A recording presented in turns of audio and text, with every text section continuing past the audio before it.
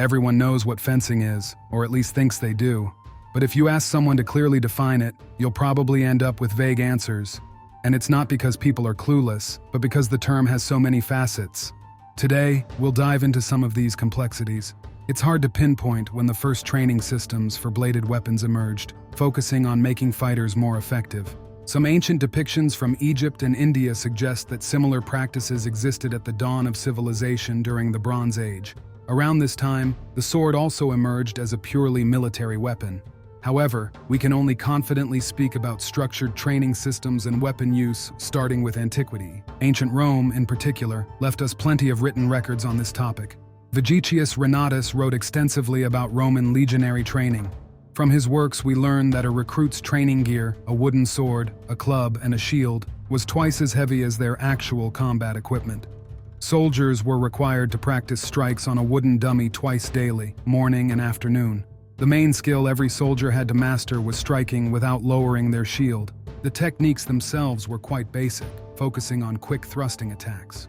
There were several reasons for this. First, dense formations didn't allow for long-range maneuvers or fancy moves. Second, thrusting strikes were faster and more effective against most defenses.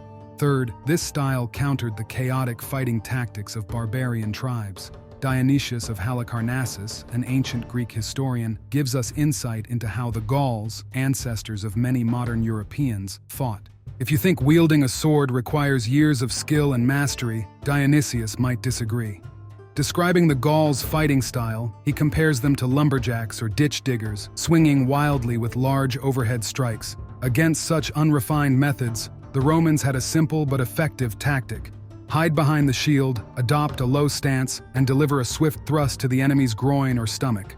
Gladiators, however, were trained in more elaborate and visually appealing techniques. Their fights often featured slashing attacks rather than thrusts, and the battles had theatrical elements resembling staged fencing. Interestingly, high-level gladiatorial fights rarely ended in death. Gladiators also had access to the best medical care of their time. On occasion, gladiator trainers were hired to teach legionaries advanced techniques before important campaigns. This was likely done as a precaution. For example, Publius Rutilius hired gladiator trainers before marching against the Cimbri in the 2nd century BCE. But today's video isn't about antiquity, it's about the Middle Ages. The Roman examples are here to illustrate one point. One-on-one duels, especially in arenas, are worlds apart from fighting in formation, requiring entirely different skills. As we know, Rome fell in the 5th century, and on its ruins, new civilizations emerged built by the so-called barbarian tribes. Recreating anything resembling the ancient world's cities, culture, and society took Europeans nearly 1,000 years. And some say the spark for the Renaissance came from the fall of Byzantium, when waves of refugees, ancient texts, and artworks flooded Europe. But back to our topic, how did people fence in the Middle Ages? In Genoa, a medieval maritime republic in what is now Italy, the famous Genoese school of fencing emerged. This style helped sailors, including pirates, win countless boarding battles. Its main feature was incorporating movements from everyday shipwork. Actions like turning the helm, handling ropes, and working with rigging and sails were mirrored in fencing techniques. This way, sailors didn't need extra training. Just performing their daily tasks doubled as practice for combat moves. Searching for information about medieval fencing online will reveal plenty of images from fencing manuals, fetched books, as well as excerpts from treatises and videos bringing them to life. These images don't feature trendy rapiers, but rather authentic longswords. Yet many overlook an important detail. The earliest Fechtbuch showing fencing techniques with a sword is a German manuscript known as I.33, or the Tower Fechtbuch. Most experts agree it was created in the early 14th century. It features 32 pages of illustrations showing figures with long swords and bucklers, or small hand shields. Based on the illustrations, we can see a structured system of combat, optimal stances and fairly complex techniques aimed at disarming or defeating an opponent. But here's an important point. We're talking about the 14th century, a time when a knight's primary weapon was the lance. Swords, maces, and axes were used in combination with full shields, while infantry relied heavily on halberds and other polearms. The sword and buckler combo wasn't used on battlefields. It was for urban self-defense. And this is where we should remember the versatility of the term fencing. In a broad sense, fencing refers to any activity involving bladed weapons, whether striking a wooden post with basic blows, swinging a sword, or attacking an opponent. In a narrower sense, fencing is a system of techniques for delivering and parrying strikes. What's really fascinating is that if we view European fencing as a structured system of stances and techniques, with the longsword and later the rapier, its origins aren't on the battlefield but in medieval cities. Humans have always divided the world into us and them, and not just between nations, but even among city neighborhoods, guilds, and individual merchants. Let's not forget about trial by combat, a legal option for commoners to resolve disputes through duels. Up to a certain point, this was entirely legitimate. Medieval cities were dangerous places, imposing strict limitations on residents. Defensive weapons had to be compact, while the lack of armor required quick, active techniques for both attack and defense. Fortunately, cities aren't like military formations. They allow for retreating, closing distances, and other key elements of fencing. As the saying goes, necessity is the mother of invention, which perfectly explains the rise of Europe's intricate fencing systems. Interestingly, these weren't developed by fierce Vikings or knights. The creators were ordinary townsfolk, burghers, essentially craftsmen, and merchants living in the free cities of what is now Germany and Italy. It's worth mentioning that after the Fechtbuch, combat manual, appeared in the early 14th century, other significant works, like those by Johannes Lichtenauer and Fiore de' Liberi, wouldn't surface until nearly a century later, at the end of the 14th and start of the 15th centuries. By the 15th century, something remarkable happened. Fencing guilds began forming in cities. These guilds were open to anyone, regardless of background. The only requirements were demonstrating your skills and, occasionally, paying a fee. These guilds, like the Brotherhood of St. Mark, received royal privileges and developed techniques for not only the longsword, but also the two-handed sword. Knights and the aristocracy at first weren't exactly impressed by this new system. In fact, they considered learning it beneath them. There were exceptions, of course, like Fiore de' Liberi, who wrote The Flower of Battle. Though of noble origin, his work was more an attempt to compile various weapon techniques he had learned while traveling through Italian cities. Despite its practical, logic-based approach, urban fencing without armor wasn't particularly useful for knights or infantry. Knights primarily fought on horseback, where intricate stances and flourishes weren't practical. Plus, by the 15th century, their armor provided excellent protection against bladed weapons. For a knight, urban fencing was akin to practicing an exotic martial art while preparing for no-holds-barred combat. Still, over time, knights became part of the larger nobility, and this noble class began embracing urban civilian life.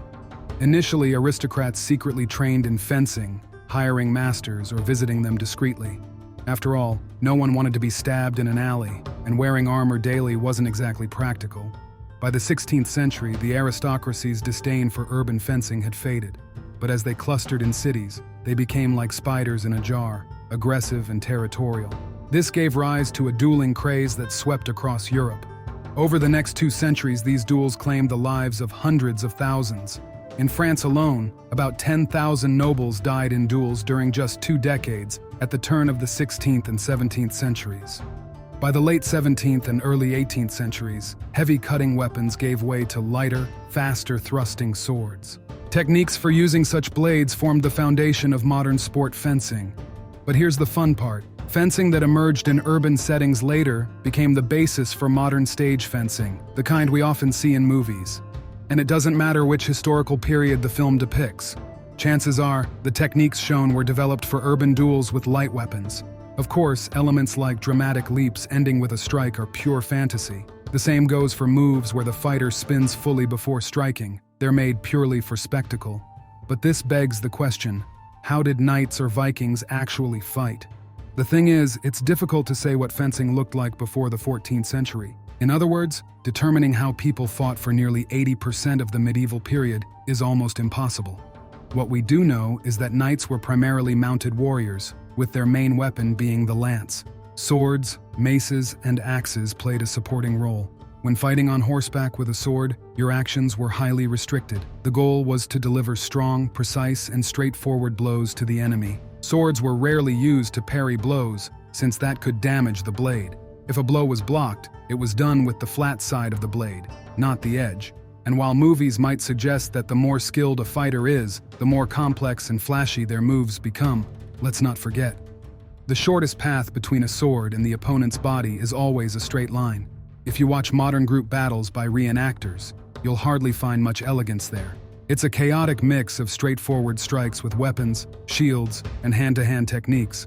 For example, researcher Rolf Warming from Copenhagen concluded that Vikings used their shields just as actively as their swords, not only for defense but also to strike. It's worth noting that in various sagas, duels are mostly described as exchanges of blows, with the majority landing on shields. Contrary to popular belief, mastering shield techniques is no easier than wielding a sword. I've also come across the idea that this kind of blow exchange, sometimes with long pauses, was typical of knightly duels as well. That said, it doesn't mean medieval fighters swung their swords like clubs. It's clear they had some training, knew how to position themselves, and how to strike effectively. But real combat didn't require an abundance of advanced techniques. I think it's safe to say that over 90% of strikes in such fights were simple, repetitive slashes or thrusts. A fighter's effectiveness relied on speed, reflexes, coordination, strength, and endurance. From my limited experience visiting a reenactment club years ago, I can tell you it's not uncommon for someone who's only trained for a month or two to outperform others who've been at it for years.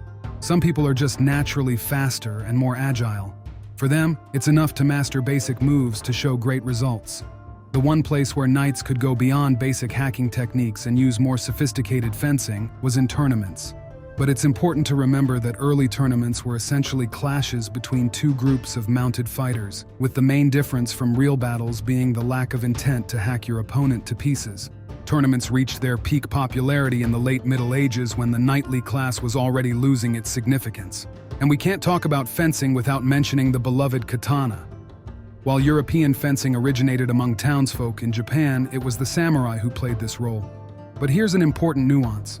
Japanese fencing schools emerged during the Edo period, also known as the Era of Peace, not from battlefield techniques. In essence, here's the conclusion. On historical battlefields, techniques were more akin to chopping rather than fencing. They were about delivering quick, practiced thrusts and slashes while blocking enemy blows with a shield. The main qualities required of a fighter were quick reflexes, speed, strength, and endurance. At the same time, fencing as a complex system, with numerous rules for body positioning, delivering strikes along intricate trajectories, and parrying with the blade, was a product of urban environments and was primarily used for one-on-one duels,